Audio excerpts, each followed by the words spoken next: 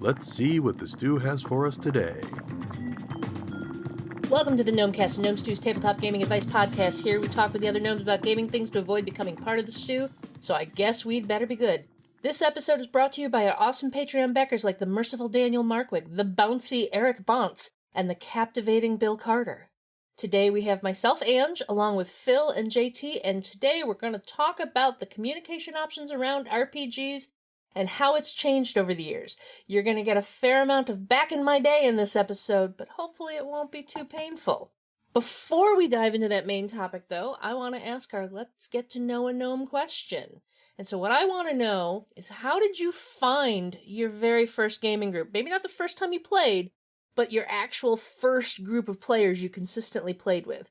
Phil, I'm going to start with you. So I think my first consistent group was my freshman year of high school, and I found them by reading game books in public.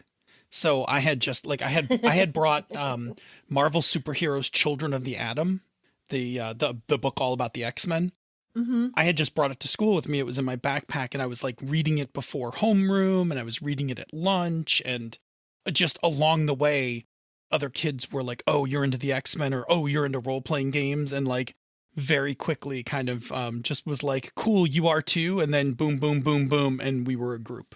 And we stayed like that all through high school. We played every Friday. We all had off from our jobs on Fridays because they all knew that it was game day. And yeah, that was my... I still hang out with those guys, but like now that I moved away, I haven't actually had a chance to game with them in eons, but yeah, a lot of them still play too. I think they still have a home group going downstate. My beginning was actually very similar. I was sitting in the lunchroom it was beginning of my senior year of high school, sitting in the lunchroom reading some big fat fantasy novel that had a dragon on the cover. And one of my friends brought the new kid to our table for lunch, and he slid over and he's like, do you play D&D? And I'm like, no. And he's like, do you wanna?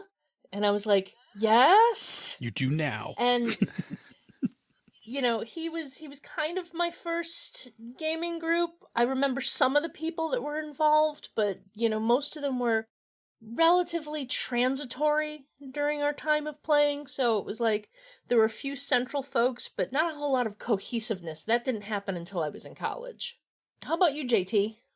So mine dates back to Cub Scouts. That's when I landed the Mincer Red Box set and took it to it was like a over spring break camp out. So it was more than just your usual like 2-day camp out for the Cub Scouts. We were camped out for 4 days, 5 days, something like that. And I had just gotten it, so I took it to the camp out so I could read it, because that's kind of what I did at camp outs, is I sat in my tent and I read. I didn't do the hikes and all that good stuff, right? Yeah, I wasn't a very good Cub Scout, I don't think. But anyway, by the end of that camp out, me and my den all had characters, and we'd run through an adventure, and we had to share the dice, the little set of dice that you had to crayon in the numbers on. And we stayed a gaming group from around age 10, 11. I was 10. Some of them were like a year older than me, but age 10 or 11, all the way up through junior high. And when we hit the high school wall, we kind of got scattered to the winds because some people moved and some people went to a different high school and all that good stuff. And it was before we had our own vehicles. So that game, you know, when we hit high school, it kind of, you know, scattered us to the winds. But for probably a good 4 years, we were a solid group in Cub Scouts and then through early Boy Scouts as well. That's awesome. Now, dear listeners, as you may have surmised from our various intro stories here, we're all of a certain age. We all began gaming in the 80s. And all three of us have watched the world change around us, along with the way you connect with other gamers. Or even, you know, the gamers you're already playing with and how you keep in touch. And we thought it would be cool if we talked about, you know, the way things have changed. And, you know, what it was like back in the 80s, and then what it was like as things started changing, and what opportunities we have in front of us now. So let's talk about the way it was back in the 80s when we all started playing. So I vaguely remember, you know, being talked to during school about, you know, hey, game this Saturday or game this Friday, or, That's about it. Or getting a phone call. There was really no other options there. Right. Same here. Same here. It was word of mouth or that phone call, and you just kind of hoped people showed up. Did either of you ever do the bulletin board thing at the friendly local game shop? My town was like so small that we didn't get a friendly local game shop until partway into high school. So like I started playing like in middle school. So there was no bulletin board. And even then I don't remember if they had a player board. There were just pockets of kids that played games and really didn't mix. Like if you were in that group, like you played in that group. And if you were in my group, you were in my group. And very rarely did anyone cross over. My understanding is that my home city, Rochester, still has a bit of a reputation for insular gaming for that very reason. We had our pockets of people who were playing GURPS, our pockets of people who were playing Palladium, our pockets of D&D players, and they really didn't mix well at all. Which is incredible because your town of Rochester, especially in the 80s, 90s, and into the early 2000s, was known for Crazy Igor's. Oh, yeah. Like one of the largest game stores, either by mail or at conventions. Crazy Igor's Discount Gaming Warehouse, right? Or I believe he used to run it out of his garage until he got a storefront in about 90, 91, 92. I was there. I went to college in Rochester, so and we had pretty amazing conventions. We had SimCon and Rudicon. SimCon was University of Rochester's game convention, and Rudicon was Rochester Institute of Technology's game convention. One was in the spring, one was in the fall, and I know that SimCon, at its height in the 80s, used to get about 2,000 attendees. That's pretty good. It was. I remember, getting that brief feeling like I was an Ivy School student because I was running around this, storied old campus with its steam tunnels trying to find which building my game was in. little mazes and monsters action. Yeah. Right. Yeah. Yeah. No, I did the bulletin board thing at the friendly local game shop as well. Matter of fact, that's how I met one of my longest running friends. I had created a role-playing game, needed playtesters, put up a note saying, hey, I need playtesters for fantasy-based RPG, and a handful of people answered. And some of them have stuck in my life since then. And this was 92, I think, that this was. And one of those buddies introduced me to online gaming, which we might talk about here in a bit. MUDs, text-based, pre-graphic adventures and stuff where you had to type kill orc or, walk north or run north or whatever, right? And it was on that game where I met my wife, and we've been married almost 22 years now. So you can see that chain of events. If I hadn't created that role-playing game, I would have never put up the note to meet the friend, to get on the game, to meet my wife. It's crazy. Like 92, 93 were life-changing years for me eventually. Yeah, for me, it was 1989. My high school D&D group had dried up pretty much because, like I said, it was a lot of people that came and went, so it kind of all revolved around Tom, the GM. Tom was great. I adore him. I'm still in contact with him. He's out in San Francisco. He had the most amazing 50th birthday party D&D cake that looked like the cover of the original, I think it was the Player's Handbook, the big demon thing with the eye. Yep. Anyway, that kind of dried up because he joined the reserves and disappeared. And I was in college and taking a science fiction lit class, and one of the folks in that class stood up and announced that they were trying to form a gaming club, and they were going to be meeting on such and such a date in such and such a room, and if you're interested, come on by. And it took me a solid week to build up the courage to go by myself. But I went, and that's where I met the folks that became part of my college era gaming group. So again, no special levels of communication, just that you knew somebody, Yep. You either took the courage and met somebody, or you knew somebody and there were connections from there. So let's move on to the way it started to change. Let's bring in that technology. Because, as JT said, muds and mushes and, the availability of the internet started changing in the 90s. Wait, hold on a second. We're getting a call. I think it's from 1987.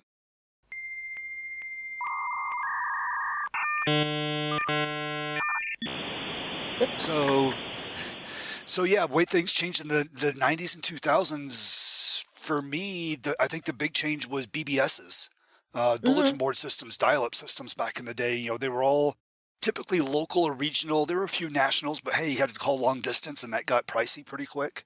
I remember running 2 BBSs. So we had 3 phone lines coming into our house, one for the humans and one for 2 different computers. And I ended up merging those into one computer that could handle both BBSs with 2 modems in it and all that good stuff.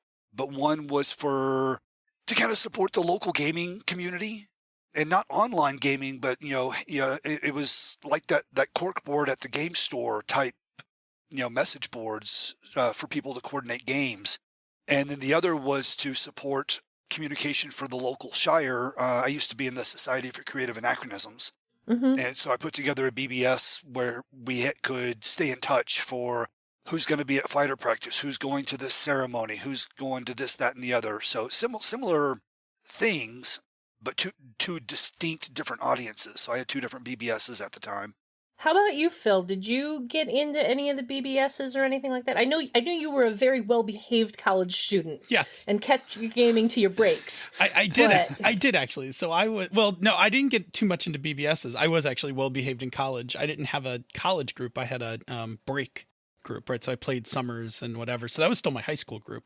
So for me, I got into a little bit of AOL. So the AOL chat rooms, which then gave way to access to news groups.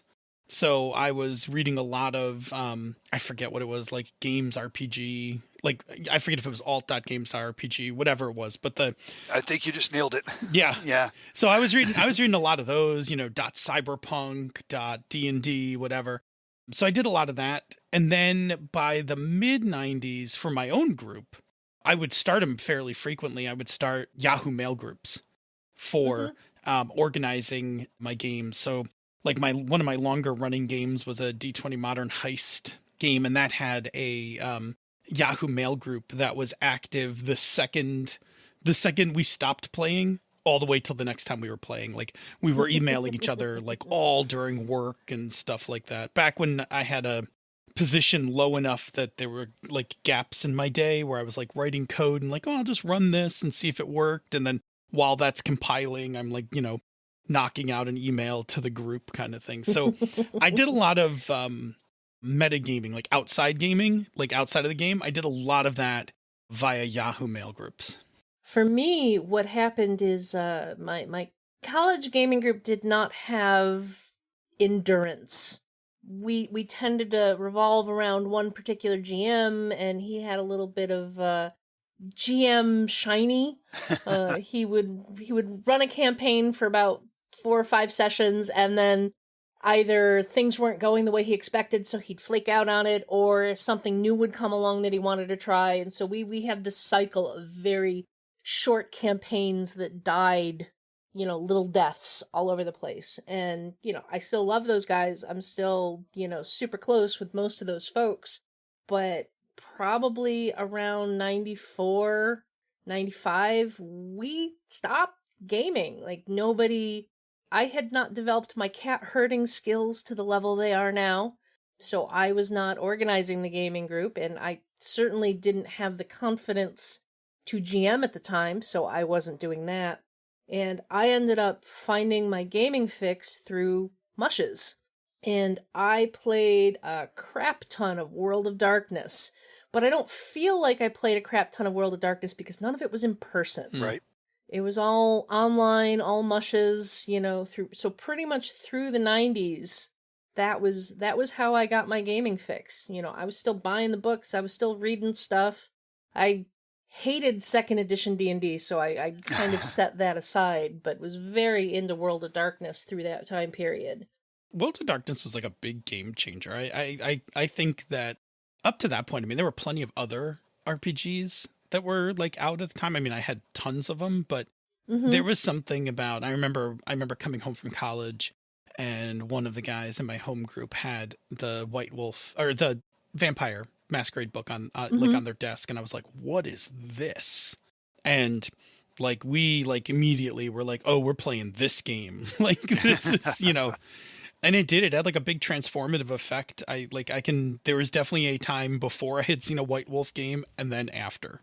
It definitely had that community building aspect to it, in the way that it just drew people in. And I'm not a LARPer. I don't enjoy LARPs, but I understand, why those formed around World of Darkness games the way they did. Oh yeah, absolutely. Oh yeah. Same with the it's a little hard to describe, but the mushes that were out there, it was, all you had to do was take a city name and add by night to it. Right. And that's what you had for for so many mushes out there. San Francisco by night, Indy by night. Yeah, just those two words changes the whole connotation of the city in the right context. Right. Actually, the Indy by night one was called Start Your Engines Indy by Night.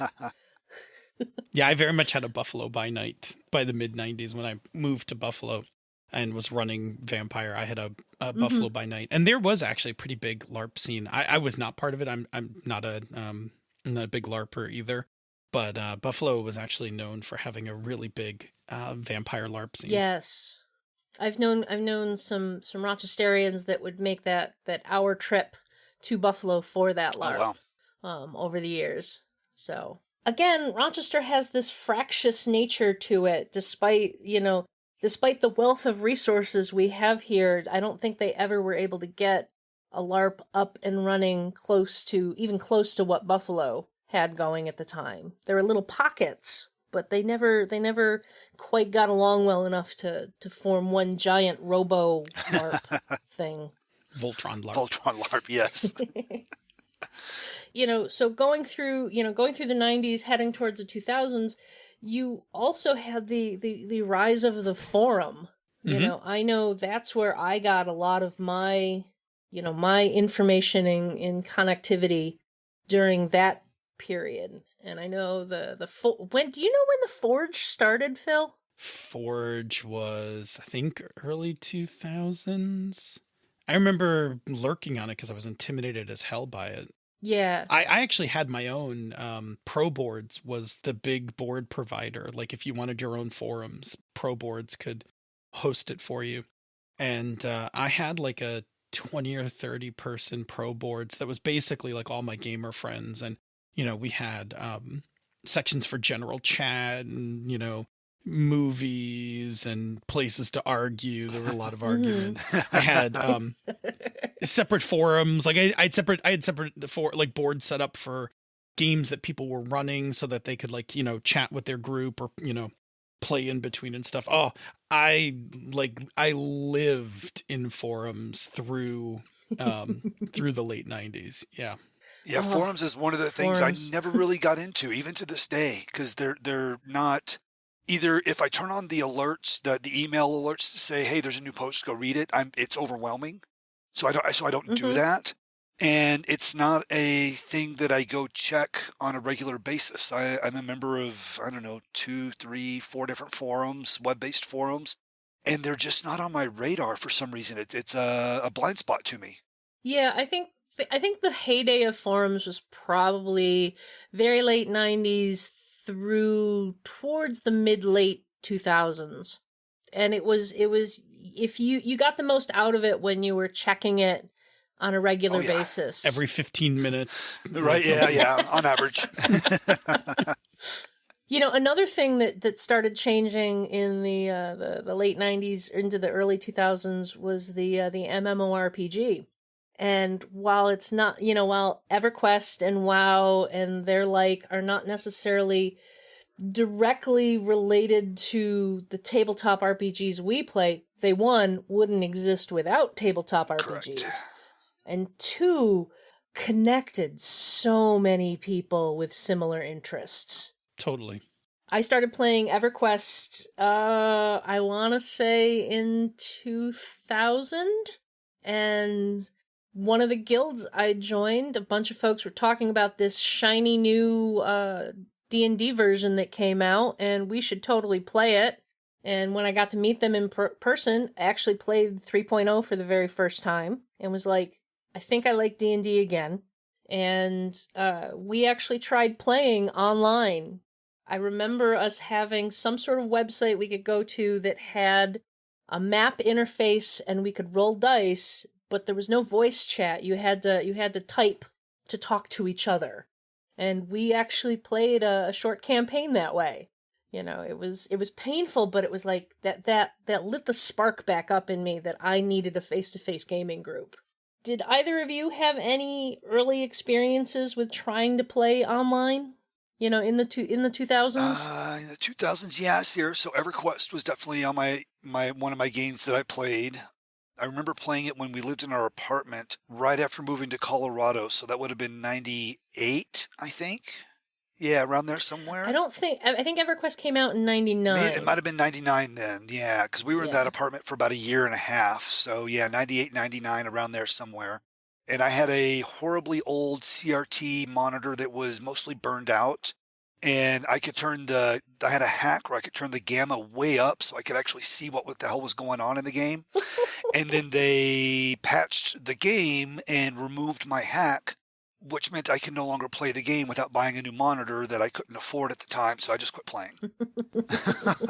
So that's my EverQuest story, is my monitor made me stop playing the game. But no, I went from there. I played WoW. I've played a handful of others. They never really grabbed me because it's not, I don't know, it's not the same feel as at the table, and I love that tabletop experience. Yeah, for me it was, I enjoyed it basically reawoke that desire to have a face-to-face gaming group because I liked the interaction and the connectivity of people. I also learned that I have a little bit too much of an obsessive personality, and, you know, I have to be very careful with MMOs because they will consume my life. By the way, have I mentioned that the Misdirected Mark group has a Minecraft server? Like,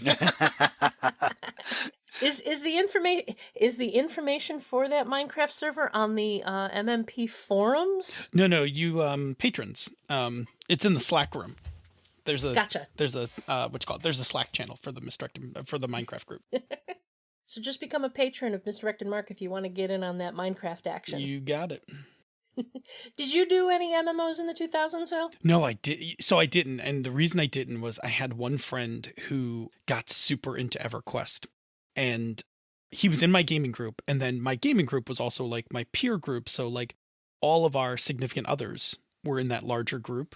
And he went so overboard on it that his fiance was complaining about it to everybody else's significant other. And we get in the car after this dinner one night, and my fiance is like, "Are you gonna play that EverQuest game? Because like it's like eating all of Mike's time." And I was like, "No, like I wouldn't do that." Like, so no. There's a reason they called it EverCrack. Yep. Yes. Oh yeah. And he played a bunch of them because he went from that to Star Wars to he like chained those like one after the other. That's what a lot of people do, and I ventured back into the MMO back in 2014. I tried out. It's not Neverwinter Nights. It's just Neverwinter, I think. It was a free to play one, and for a free to play one, it wasn't too obnoxious with the trying to get you to do microtransactions. And you know, I played through. Played through the opening parts of it solo. Leveled myself up. It was enjoyable. And then I got into a guild, and I remembered, oh, that's why Ange needs to be careful with these things. Because it's like, all I can think about is like, they're playing right now. I could be playing with them. And it's like, no, Ange, you need to work. You need to pay for the roof over your head. You can't just abandon everything to go live online. That was my introduction to Magic. Was Magic before MMOs. Magic is the thing that I had to quit because I had to pay rent. Yeah, I'm getting close to that. I'm looking down near my feet at the 6 massive boxes of cards and cringing. Yeah. Hey, I had a friend who pretty much paid for most of a car in the 90s by selling a couple of complete sets of the first generation of Magic cards. Oh yeah. Legit. Yeah. So let's move on to now, because you folks out there are listening to a podcast, which is one of these shiny fangled new things, and we've got the internet, we've got social media, we've got so many ways to find new gamers. We've got Roll20, we've got Twitch, we've got so many ways to connect to each other. Yeah. How do you feel it's how do you feel this modern age of communication has kind of changed the way you do gaming, JT? Honestly, it's a bit overwhelming because there's so many different channels of communication that either can be checked or have to be checked to stay on top of everything. So I really try to hyper-focus things down and keep, my D&D groups on Discord, or my gaming groups on Discord. That way I've got one app to open up. It gives me a little red dot if I have a new message to go look at.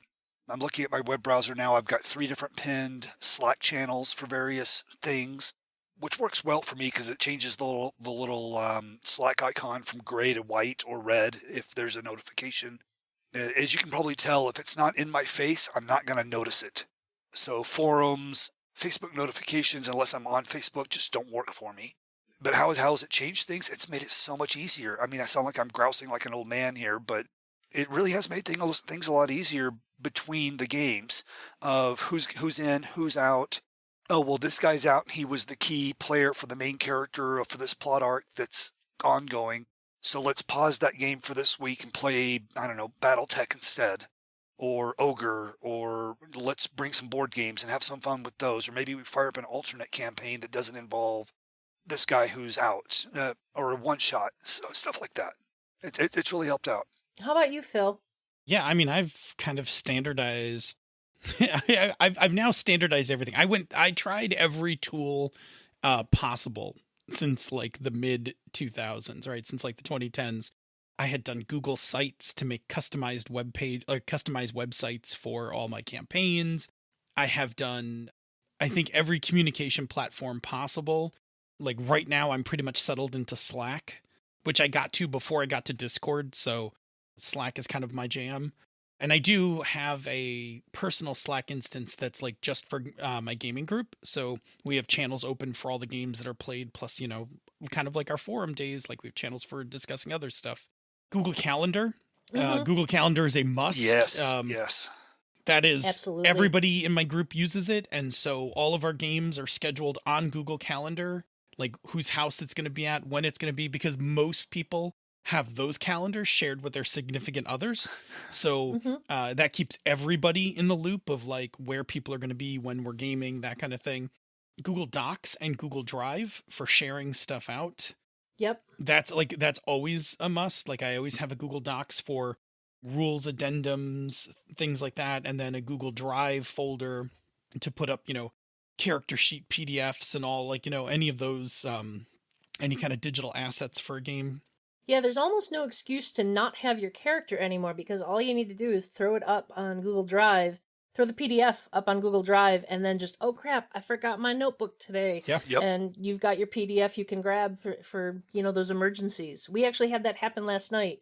It had been about a month and a half since we played, and one of the guys was like, oh crap, I can't find my leveled version of the character. Oh wait, I put the PDF up on Google Drive. So he was all set. Nice. I'm also as digital as possible for my own stuff. So I have all my PDFs loaded up onto my iPad. Same here. So I rarely have a physical book with me. And my own prep, like when I'm running games, is done through OneDrive.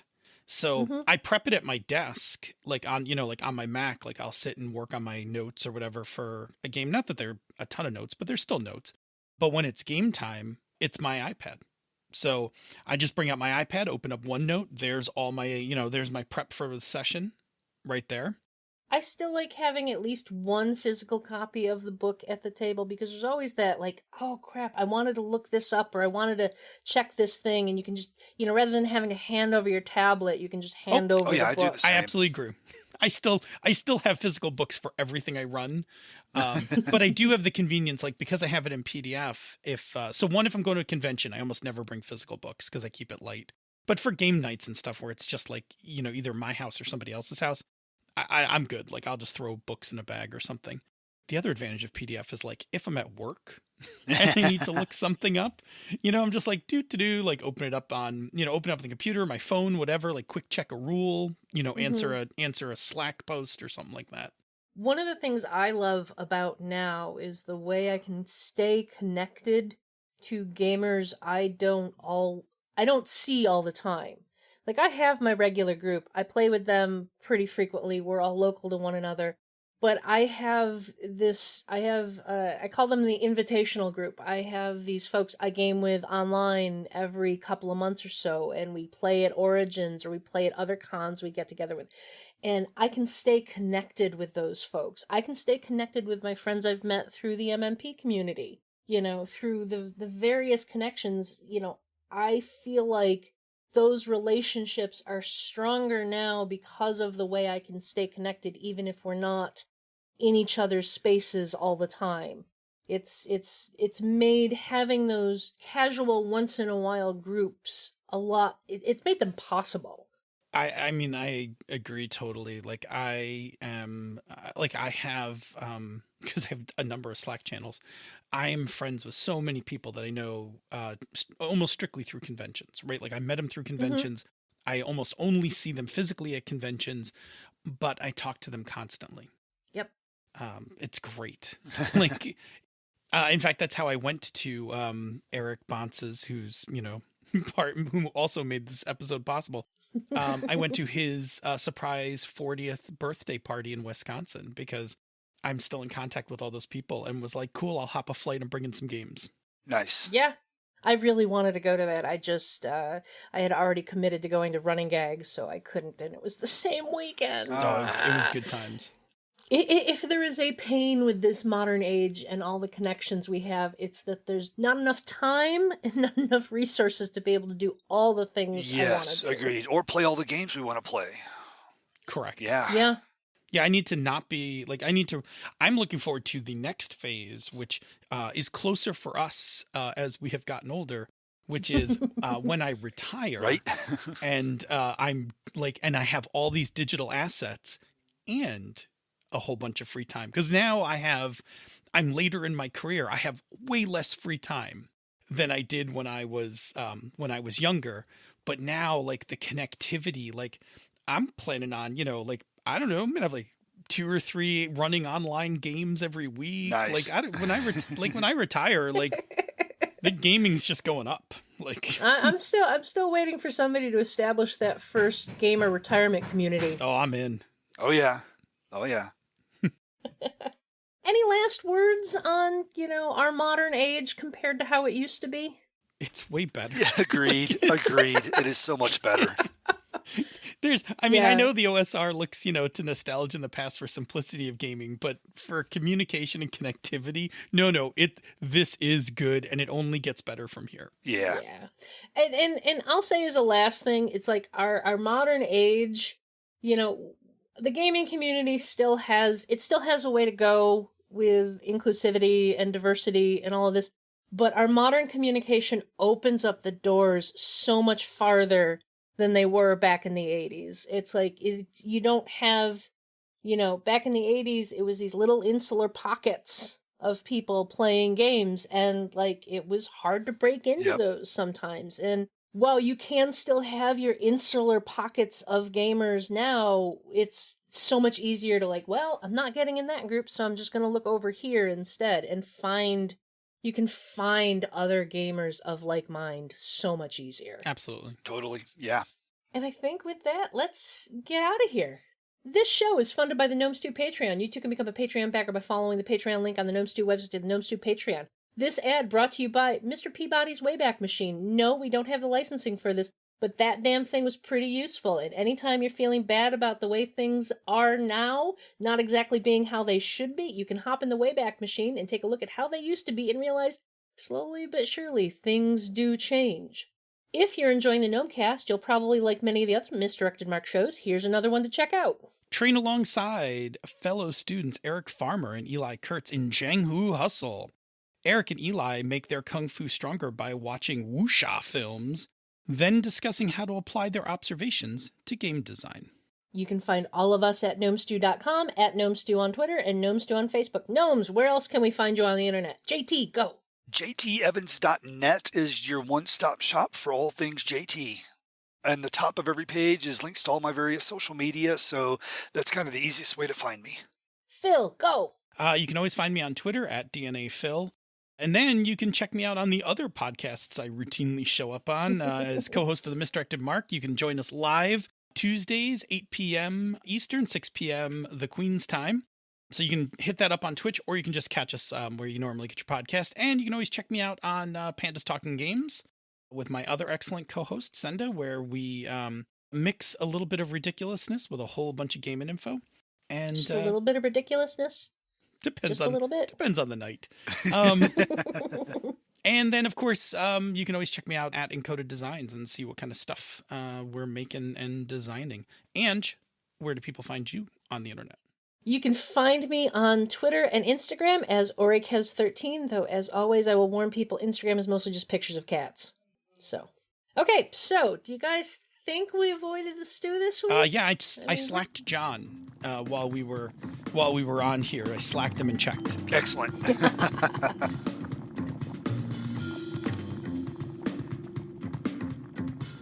Gnomecast is hosted by Misdirected Mark Productions, the media arm of Encoded Designs. All right. Good show, everyone. I will send the... What the... Mom, hang up the phone! I'm using the internet!